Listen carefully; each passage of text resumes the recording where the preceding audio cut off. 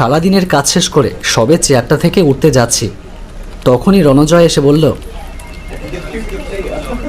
অনন্তদা, বস তোমাকে ডেকেছে, ভীষণ দরকার আছে মনে হয়। বস ডাকছে? কি আবার দরকার হলো কে জানে। যাকে, কি আর করা যাবে, বস যখন ডেকেছে তখন তো যেতেই হবে।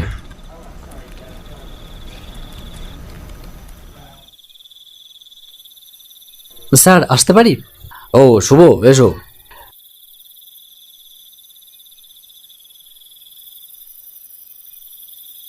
আমাকে ডেকেছিলেন?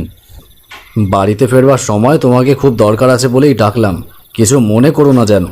না না স্যার, ঠিক আছে। কি দরকার বলুন না।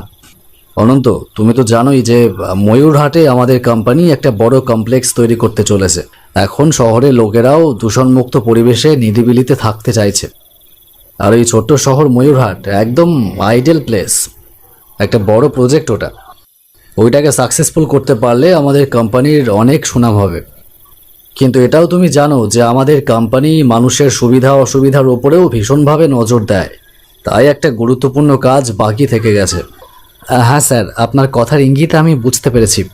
সোশ্যাল অফিসার হিসেবে তাই তোমাকে সরেজমিনে গিয়ে দেখে আসতে হবে যে ওখানকার মানুষের কোনো অসুবিধা হচ্ছে কিনা, সেখানে কমপ্লেক্স করা নিয়ে কারুর কোনো আপত্তি আছে কিনা, আর যদি সত্যিই কোনো সমস্যা থাকে তাহলে তাদের সমস্যার কিভাবে সমাধান হতে পারে সেটাও তোমাকে জানতে হবে। তাই কালকের দিনটা বিশ্রাম নিয়ে তুমি পরশুদিনই ওখানে চলে যাও। ওকে স্যার, আপনি নিশ্চিন্ত থাকুন। কোম্পানি আর সেখানকার মানুষের যেন দুদিকেরই ভালো হয় সেই খবর নিয়েই আমি ফিরব। তুমি প্রতিবারের মতো এবারেও ভালো করেই ফিরবে, তাতে আমি পুরোপুরি নিশ্চিত। অল দ্য বেস্ট মাই বয়। ময়ূরহাটের ঠিকানা আর সব কাজ বুঝে নিয়ে বসকে বিদায় জানিয়ে বাড়ির পথে রওনা দিলাম।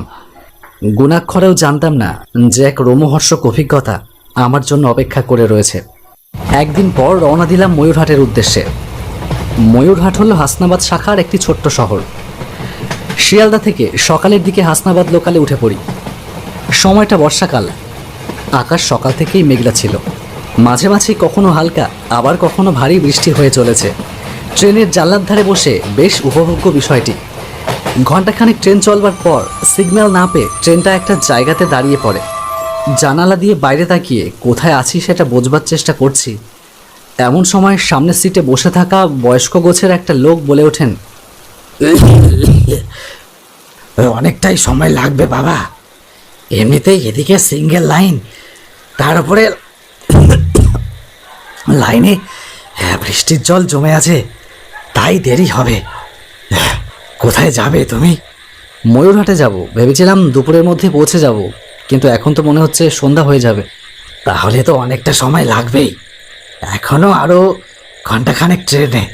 আচ্ছা, ময়ূরহাট স্টেশন থেকে রামচাঁদপুরে যেতে নাকি বৈতরণী নদী পেরিয়ে যেতে হয় শুনেছি। সন্ধ্যার পরে নৌকো পাবো তো?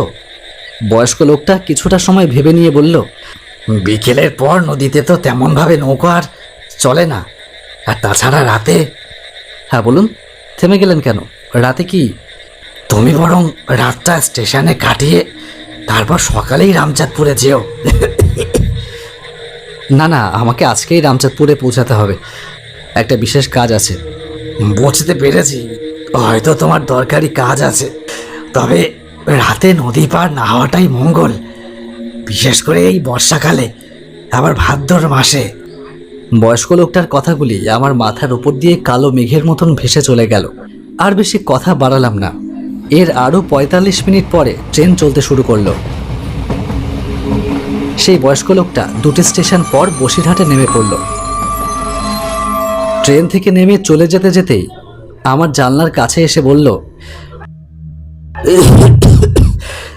আজকে রাতে বৈতরণী নদী হয়ে রূপচাঁদপুরে যেও না যেন, কষ্ট করে স্টেশনে রাতটা কাটিয়ে কালকে সকালে যেও, তোমার ভালোর জন্যই বললাম। ভালো থেকো, করুণাময় ঈশ্বর তোমার মঙ্গল করুন। বলেই লোকটা স্টেশনের পাশে সরু রাস্তা দিয়ে বড় গাছগুলির পেছনে চলে গেল। এইবার আমি বেশ কিছুটা অবাক হলাম বই কি।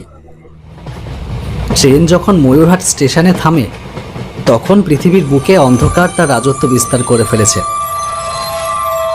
ময়ূরহাট স্টেশনে কেবল 2টি লোক নামলাম। বৃষ্টি তত সময় থামলেও আকাশের মুখ গম্ভীর, আর তার সাথেই মাঝে মধ্যেই দমকা বাতাস বইছে। আমার সাথে ট্রেন থেকে নামা লোকটিকে জিজ্ঞেস করলাম, আচ্ছা দাদা, খেয়াঘাটটা কোন দিকে বলতে পারবেন? ওই তো স্টেশনের পাশ দিয়ে যে রাস্তাটা গেছে, সেখান দিয়ে মিনিট 10 হাঁটলেই বৈতরণী নদী পাবেন। তবে এই বৃষ্টির রাতে মনে হচ্ছে না খেয়া পারাপার হবে। এমনিতেই বৈতরণী নদীর জলের ভীষণ তোড়, আর সারাদিনের বৃষ্টিতে তো মনে হচ্ছে সে আরও ফুলে ফেপে উঠেছে। আচ্ছা, তাহলে আর অন্য কোনোভাবে কি রূপচাঁদপুরে যেতে পারবো? রূপচাঁদপুরের শেষ বাস সন্ধ্যা 6টায় যায়, তারপর ওদিকে তো আর কিছু যায় না। তা আপনি রূপচাঁদপুরে কার বাড়িতে যাবেন? না না, কারুর বাড়িতে নয়, আমি তো এই যেখানে কমপ্লেক্স তৈরি হবে। ও আচ্ছা আচ্ছা, আপনি তাহলে ওই লোক। ছি, গরিব মানুষগুলোর কষ্ট বুঝলেন না। এই বলে আমাকে এক প্রকার তিরস্কার করে স্টেশনের উল্টো দিকের পথ দিয়ে বাইরে বেরিয়ে যায়। রূপচাঁদপুর আর বৈতরণী নদীর কথা শুনে সবার কি হচ্ছে কিছুই তো বুঝতে পারছি না। না, যা দেরি করে এখানে পৌঁছালাম, আর আজ রাতে মনে হয় না যে কলকাতায় পৌঁছাতে পারবো। বাড়িতে ফোন করে বরং জানিয়ে দিই। হ্যালো, হ্যাঁ মা, শোনো, বলছি আজকে রাত্রে আর আমার বাড়ি ফেরা হচ্ছে না। হ্যাঁ হ্যাঁ, তোমরা খেয়ে দিয়ে শুয়ে পড়ো, আমি কালকে সকালে ফিরবো। আচ্ছা আচ্ছা, রাখছি এখন। যাই দেখি, খেয়াঘাটটা দিকে বরং এগিয়ে যাই, দেখি যদি কোনো নৌকা টোকা পাই কিনা।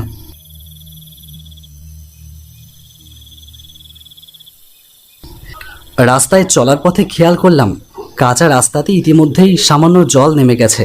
অন্ধকারে যতটা সম্ভব কাদা বাজিয়ে উপস্থিত হলাম নদীর কাছে। স্টেশনে লোকটা ঠিকই বলেছিল, সত্যিই বৈতরণী নদীতে জল থই থই অবস্থা। এই বৃষ্টিতে যেন জলে আরো ভরে উঠেছে। নদীর খেয়াঘাটের দিকে তাকাতে দেখি বেশ কিছু নৌকা ঘাটে বাঁধা রয়েছে। জলের তোড়ে নৌকাগুলি আপন মনে দুলছে, কিন্তু নৌকা চালক বা মাঝি কেউ নেই, হয়তো চলে গেছে যে যার বাড়িতে। সবাই তাহলে ঠিকই বলেছিল, আজকে আর রূপচাঁদপুরে যাওয়া হবে না বলেই মনে হচ্ছে। আজকে রাতটা তাহলে এখানে বসেই কাটিয়ে দিই, কি আর করা যাবে। এই ভেবেই কাছে বাঁশ দিয়ে বানানো বেঞ্চিতে গিয়ে বসলাম। সেই দুপুরে ট্রেনে খেয়েছিলাম, আর বেশ খিদেও পেয়েছিল। সেখানে বসেই ব্যাগে রাখা বিস্কুট আর জল খেয়ে কিছুটা খিদে মেটালাম।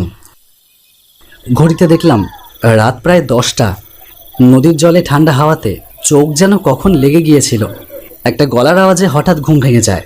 কেউ যেন আমাকে জিজ্ঞেস করছে। চোখ খুলে দেখলাম নদীতে একটা বেশ বড় নৌকো। এখন এই সময় নদীতে নৌকো, যা ভাবাই যায় না।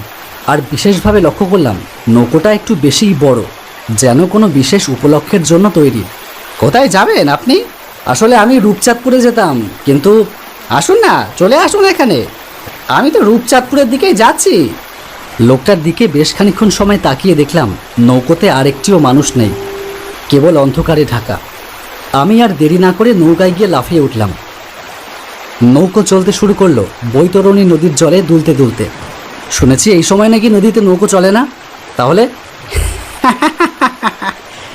নদীতে নৌকো সব সময়ই চলে। আপনি আসাতে আমার ভীষণ উপকার হলো।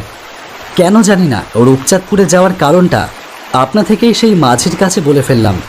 তাকে যে কেন বললাম তার কোনো যুক্তি খুঁজে পেলাম না। কিছু না বললেও তো চলতো। আমার কথা শেষ হতেই অবাক হলাম। দেখলাম এইমাত্র যে নৌকাটা সম্পূর্ণ ফাঁকা ছিল, তাতে অনেক মানুষের সমাগম। সবার গায়ে যেন নতুন বস্ত্র, যেন তারা কোনো আনন্দের অনুষ্ঠানে যাচ্ছে। আপনিও কি রূপচাঁদপুরের জমিদার হেমেন্দ্রনাথের ছেলে গৌরনাথের বিয়েতে যাচ্ছেন? আমি কিছু বলতে যাব এমন সময় মেয়েটা আবার বলল, জানেন তো, এই নৌকাতে উপস্থিত সকলে খুব খুশি, তাদের যে পাকা বাড়ি হবে। পাকা বাড়ি মানে? নদীর পাড়ে আমরা সবাই মাটির বাড়িতে থাকি, আর জমিতে চাষ করে কোনো মতে জীবন চালাই বলছি কেন, বলা উচিত চালাতাম। জমিদার মশাই আমাদের থেকে ওই জমি কেড়ে নিয়েছে, আর বলেছে ওখানে কমপ্লেক্স না কি একটা তৈরি করবে, আর তাতে আমাদের থাকতে দেবে। আমাদের নাকি কষ্টের দিন প্রায় শেষ। শুধু তাই নয়, গ্রামের অন্যান্যরা অন্য নৌকাতে গেলেও কেবল যারা জমি দিয়েছে, জমিদার মশাই শুধু তাদের জন্যই এই বিশেষ নৌকা আনিয়েছে। কিন্তু ওই জমিতে গ্রামের লোকেরা থাকবে এমন তো কোথাও লেখা নেই। ওই জমিতে তো বড় লোকেরা থাকবে, তাই তো? আমাদের মতো গ্রামের গেঁয়ো লোকেরা কেনই বা থাকবে, ঠিক কি না? ওরা তো থাকবে রাস্তাতে, ওদের জমি নেওয়া হবে, তবে ওদের কোনো জায়গা হবে না সেখানে। আমরা কত বোকা, তাই না? কত সহজে মানুষকে বিশ্বাস করে ফেলি। এটাই আমাদের অপরাধ। আমার কাছে বিষয়টা ধীরে ধীরে পরিষ্কার হতে শুরু করেছে। আমি মেয়েটাকে কিছু বলতে যাব, তখনই নৌকাতে মানুষের মধ্যে চিৎকার শুরু হলো। নৌকো কোনোভাবে ভেঙে গেছে, জল ঢুকেছে, নৌকাতে জল ঢুকছে। জল ঢুকতে শুরু করেছে মানে? নৌকো কোনোভাবে ভেঙে গেছে, আসি ভাঙা জায়গা দিয়ে নৌকাতে জল ঢুকছে। নৌকাতে জল ঢুকলো কি করে? এখন অবধি তো নৌকা পুরো ঠিকই ছিল। এই মাঝ নদীতে রাতের অন্ধকারে বাঁচবো কি করে? আমি তো সাঁতার জানি না। সবাই বাঁচবার চেষ্টা করছে, কিন্তু এতগুলো লোক মাঝ নদীতে রাতের অন্ধকারে বাঁচবে কি করে, এটাই কেউ ভেবে পাচ্ছে না। আলো ঝলমলে নৌকায় তখন অন্ধকার, কেবল ভেসে আসছে কান্না আর আর্তনাদ। এই অন্ধকার রাতে অজগরের মুখের মতো হা করে থাকা বৈতরণী নদীর থেকে কি করে বাঁচবে সবাই? এ যে কিলে খাবে, অন্ধকারে সাঁতরাবেই বা কি করে? আর সবাই কি সাঁতার জানে? নৌকা ধীরে ধীরে নদীর গর্ভে তলিয়ে যেতে থাকে। আমি জলের মধ্যে পড়ে প্রাণপণে অবিরাম বাঁচার চেষ্টা করতে থাকলাম। নাক মুখ দিয়ে জল শরীরে ঢুকতে থাকে। তার মধ্যেই সামান্য কিছু সময়ের জন্য দেখলাম ছটফট করতে করতে